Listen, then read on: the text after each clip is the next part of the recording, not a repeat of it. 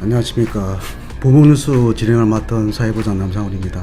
오늘은 최근 전국의 최대 이슈가 되고 있는 김건희 여사 명품백 수수 의혹에 대한 검찰 수사 결과를 심의하게 될 수사심의위원회에 대해 이야기해 보겠습니다. 검찰 출입하는 하조민 기자 나오셨습니다. 안녕하십니까.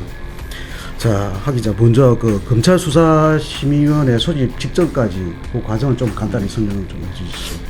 먼저 2022년 9월 한국계 미국인이자 통일운동가로 알려진 최재형 목사가 김 여사를 만나서 300만 원짜리 명품백을 건네게 됩니다.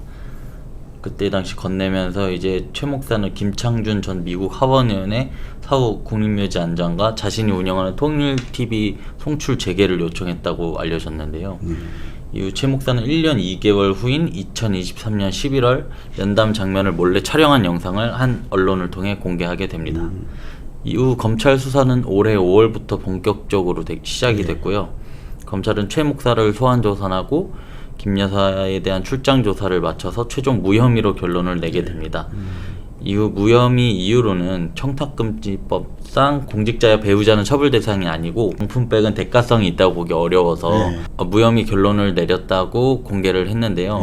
이원석 검찰총장은 사회적 논란이 계속되고 있기 때문에 수사심의위원회를 통해서 공정성을 담보하겠다며 이달 심의 소집을 요청했고 수심의는 다음 달 6일 개최될 예정입니다. 그러면 이게 검찰 수사심의위원회가 아주 중요한 기구 같은데, 근데 일반인들은 이게 사실 수심위에 대해 잘 모릅니다. 그래서 이게 어떻게 구성이 되고 어떤 기구이고, 그다음 심의위원이나 이런 선정 등 어떤 절차를 거치는지에 대해 좀 간단히 설명을 좀 해주시죠.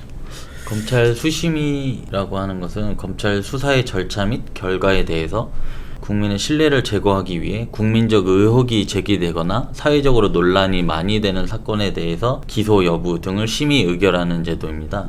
수심위가 본격적으로 시작된 거는 문무일 전 검찰총장 시절 2017년 12월에 관련 예규가 제정되면서 시작이 됐고, 이듬해 2018년 1월부터 본격적으로 시작이 됐습니다. 현재는 수심위원장은 강일원 전 헌법재판관이 맡고 있고 수심위 그러면 수심위가 앞으로 이제 구성이 되면 그러면 심의는 어떻게 진행이 되고 어떻게 결론은 어떻게 내려지는 겁니까? 수심위 운영 지침에 따르면 검찰 수사팀은 수심위 당일에 30쪽 이하 분량의 의견서를 제출해야 됩니다.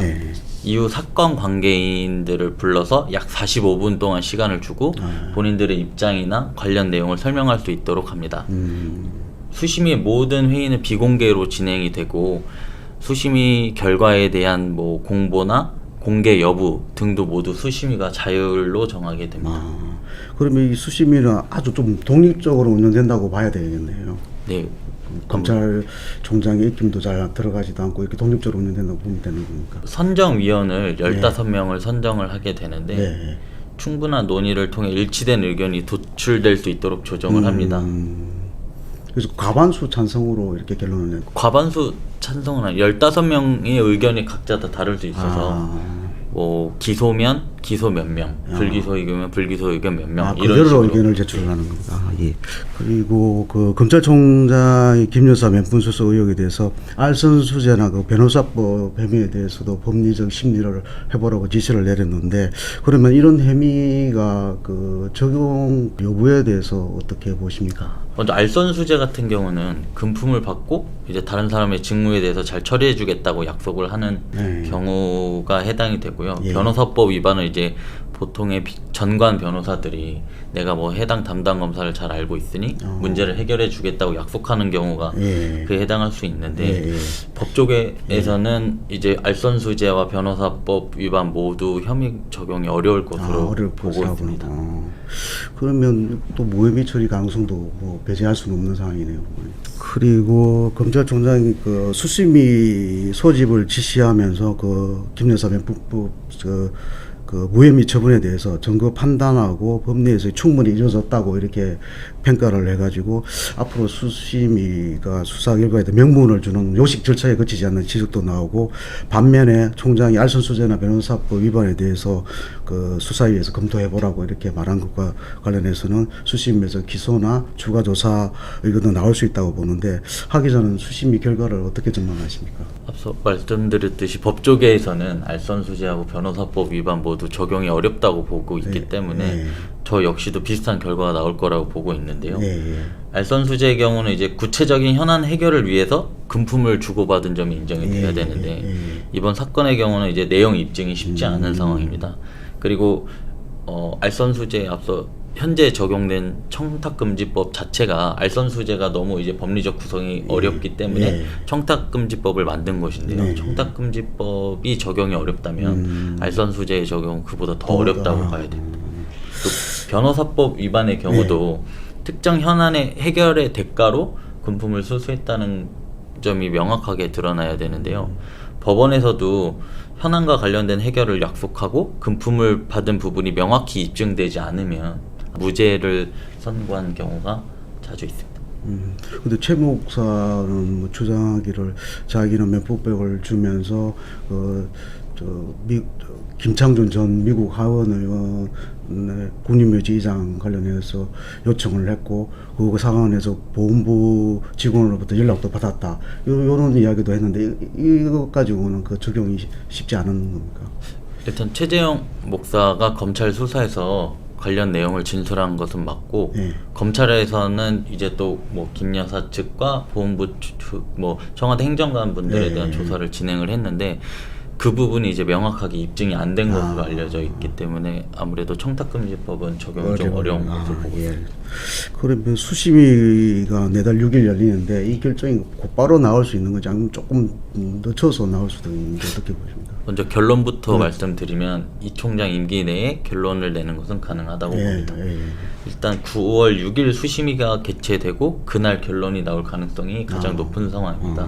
올해 1월 이태원 참사 관련해서 진행된 수심위에서도 당일날 수심위 결론이 나왔고 검찰에서는 수심위 결론이 나온 4일 뒤에 해당 결과를 수용해서 최종 무혐의 처분을 한 바 있기 때문에 이원석 총장 임기 내에 결론이 날 거라고 보는 시각이 더 우세합니다. 그 서울지방경찰청장 전례로 보면은 그날 당일날 결과가 나올 수도 있다 이렇게 뭐 볼 수도 있겠네요. 수심위 결과는 당일 나올 가능성이 수심위에 만약 수심위에서 김 여사 의혹 관련해 가지고 무혐의 처분이 내릴 경우에는 뭐 검찰 수사 과정에서 불거졌던 그 출장 조사나 그다음에 총장 패싱 이런 논란들도 계속 이어질 거고 또 향후 그 김 여사 도이치모터스 주가 조작 관련 사건 관련해서 수심위가 만약 열릴 경우 뭐 무혐의 처리하기가 부담스러울 것 같은데 이 부분에 대해서 어떻게 생각하십니까? 먼저 일단 원칙적으로는 명품백 사건과 도이치모터스 사건은 전혀 별개이기 때문에 뭐 특히나 도이치모터스 사건 같은 경우는 검찰총장의 수사권이 배제된 상태이기 때문에 연결됐다고 볼 수는 없습니다.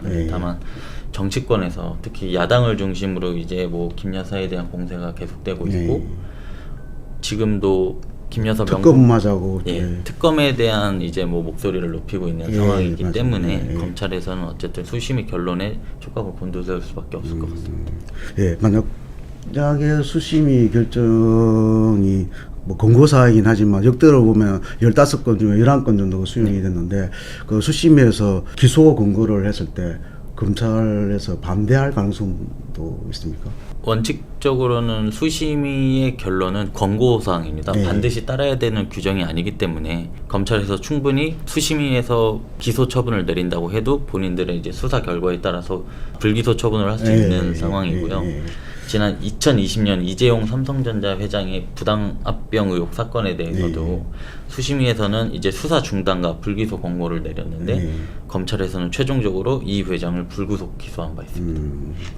아까 말씀하신 그 서울경찰청장 김광호 서울경찰청장 같은 경우에는 검찰에서는 불기소 결론을 내렸는데 수심위에서 기소 의견을 내서 검찰이 수용한 경우도 있는데 가정은 할 수 없지만 그런 가능성도 있지 않을까요? 물론 뭐 수심위의 권고에 따라서 수사팀이 결론을 바꾼 경우도 훨씬 많긴 합니다.